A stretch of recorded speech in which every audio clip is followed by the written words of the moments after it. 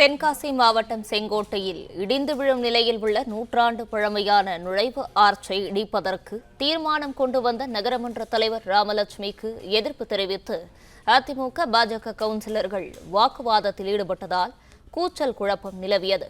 ஆர்ச்சை இடிக்காமல் புனரமைக்க வேண்டும் என கவுன்சிலர்கள் தெரிவித்துள்ளனர். இது தொடர்பான கூடுதல் விவரங்களோடு இணைகிறார் செய்தியாளர் இசக்கிராஜன். வணக்கம், விவரங்களை பகிரலாம்.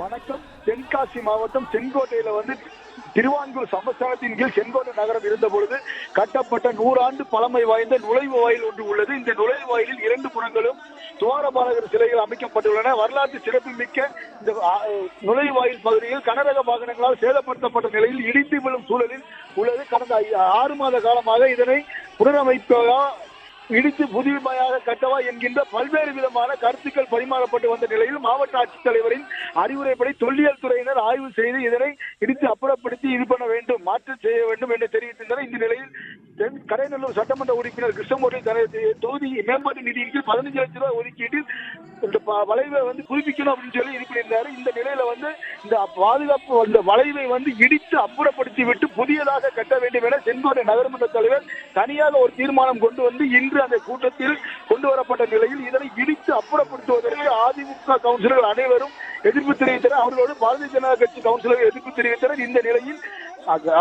திமுகவை சார்ந்த நகரமன்ற மற்றும் நகரமன்ற தலைவர் ஆகியோர் ஆல் பாஸ் என்று கூட்டத்தை முடித்துவிட்டு சென்றனர். இதன் காரணமாக நகரமன்ற கூட்டத்தில் கூச்சல் குழப்பம் ஏற்பட்டது.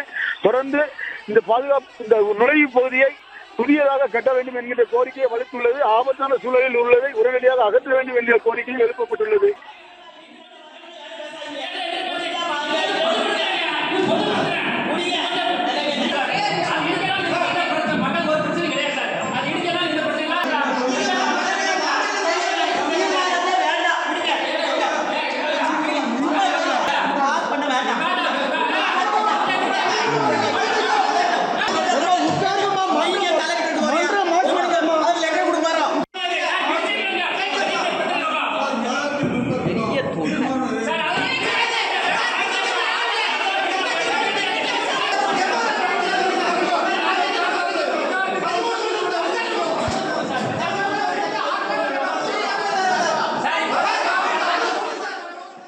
பிளே ஸ்டோர் மற்றும் ஆப் ஸ்டோரில் இருந்து பாலிமர் செயலியை QR கோடு மூலம் பதிவிறக்கம் செய்யுங்கள்.